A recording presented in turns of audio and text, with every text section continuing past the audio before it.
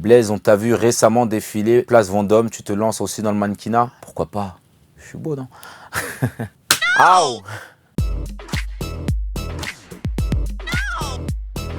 Ton meilleur souvenir en équipe de France? Si je dois en retenir un, bien évidemment, c'est cette finale de Coupe du Monde en Russie. C'était un moment assez incroyable, ce sentiment d'un devoir accompli, d'un rêve qui s'est réalisé. Et puis le partager avec mes enfants, avec ma femme, mes parents, mes coéquipiers, tous les Français qui aiment l'équipe de France. C'était quelque chose qu'on n'oubliera jamais, tout simplement. Qu'est-ce qui t'a donné envie de te lancer dans l'entrepreneuriat? Durant mes années au PSG, j'ai eu la chance de rencontrer des personnes qui m'ont fasciné. Ça m'a donné encore plus envie de me lancer et cette envie de transmettre aussi à cette nouvelle génération qui arrive, de leur dire, voilà, le sport c'est une chose, mais derrière il y a une vie et il faut s'y préparer. C'est facile de faire oublier l'étiquette de footballeur quand on se lance dans l'entrepreneuriat? Non, elle y est toujours, cette étiquette-là. Moi, je la prends du bon côté, on va dire. Quand on parle de sacrifice, de don de soi, de résilience, c'est des termes qui sont forts et qui nous ressemblent. Non, pour moi, c'est un plus. C'était comment de jouer dans le club de David Beckham pour ta fin de carrière? J'ai eu la chance de jouer avec lui, moi, au Paris Saint-Germain. Ça a été un grand joueur, mais c'est aussi un grand homme. Et c'est un exemple pour la jeunesse, quoi. Ton pire souvenir sur le terrain? La remontada. C'était un moment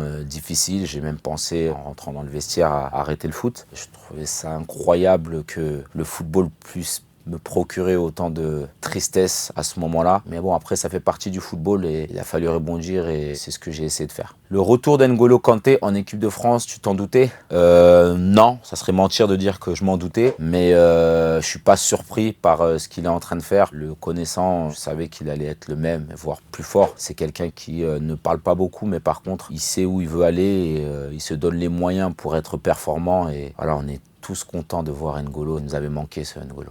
Ta meilleure anecdote de vestiaire, raconte-nous. Je vais plus parler du moment qu'on a vécu avec l'équipe de France. Je pense que vous la connaissez tous, l'extincteur. Pour moi, c'était extraordinaire parce que c'était un moment où on a pu vivre quelque chose en groupe.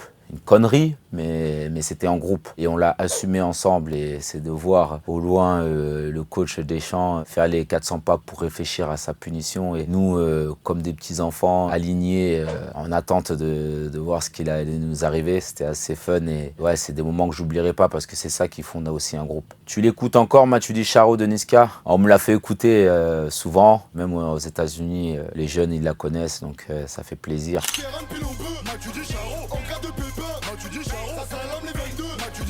C'est qui le joueur de foot préféré de tes enfants? Mes filles, elles m'ont jamais énuméré un joueur préféré. Par contre, mon fils, c'était Cristiano et maintenant, ça commence à être Vinicius Junior. Donc c'est le même numéro, j'ai envie de vous dire, donc c'est très bien comme ça. Devenir entraîneur ou commentateur de foot, ça te dirait? Entraîneur, c'est pas ce qui est dans ma tête aujourd'hui, mais cette idée de transmettre aux plus jeunes, de leur donner un peu de mon expérience, oui. Après, entraîner, c'est peut-être un peu tôt pour y penser. Et commentateur, désolé Canal, mais c'est pas pour moi. Il va faire quoi, Blaise Matuidi, cet été? Je vais profiter des miens, je vais passer de bonnes vacances au Mexique. J'ai un petit mariage aussi qui m'attend en Argentine. Je vous dirai pas de qui. Puis après, on va retourner à Miami, profiter de cette magnifique ville qu'est Miami. Il ressemble à quoi le plus grand rêve de Blaise Matuidi? Il est réalisé. C'était mon rêve de devenir footballeur professionnel, de gagner des titres. C'était un rêve que je pensais pas que j'allais réaliser, de gagner une Coupe du Monde. Voilà, j'ai réalisé tous mes rêves. Je suis un homme comblé. Et voilà.